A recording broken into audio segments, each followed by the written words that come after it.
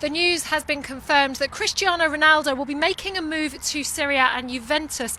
Martin, how much of a surprise now that this has finally been done? Yeah, it's not a surprise.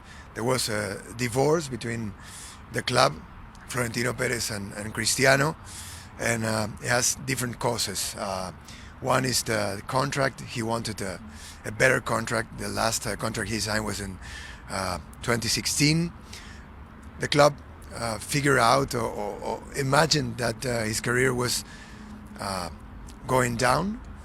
It's normal. He was getting older like everybody. But he's such a physical specimen and he's really kept himself going. He believes that he's got several more seasons, presumably. He proved everybody, us too, wrong. He was amazing. He won 2 champions in the last 2 years.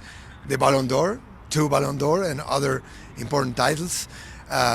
So he thought he deserved better, and also he felt that he was not being treated like a legend, that the club was trying to find a substitute in his back. So, but people saying that it's about money, he'll probably actually end up earning less. So is it more about principle, do you think, the fact that him and Florentino Perez have not been seeing eye to eye?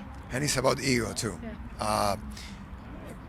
Cristiano is a great football player, but has a big ego.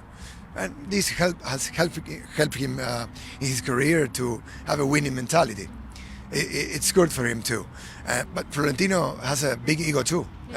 He's a very strong man. So it's a shame for Real Madrid and for Cristiano. I think that they were meant to be, but now it's too late.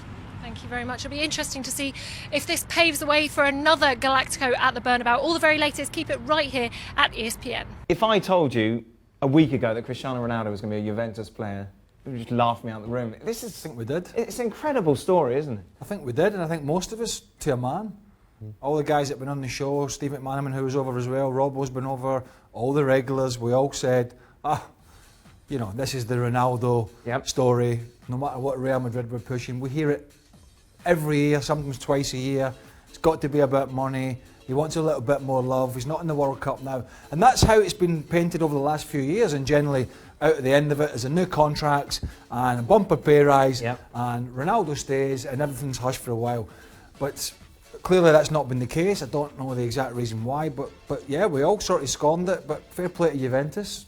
I'm not sure what it's costing them. But it must be a heck of a lot of money. Well, it's a record transfer for Juventus, and I think when he's been linked to clubs in the past, you could understand PSG, China, Manchester United, maybe even MLS. Juventus was never on the radar whatsoever. The Serie A is a league that hasn't been able to get the highest paid players and the best players in the world at the moment, but to get Ronaldo to go there, they're obviously finding money from somewhere. But I think what's surprising as well is that Real Madrid are quite happy for him to go. They haven't stood in his way. I mean, Ronaldo wanted to go, but they've not stood in his way. They've allowed the move to go ahead.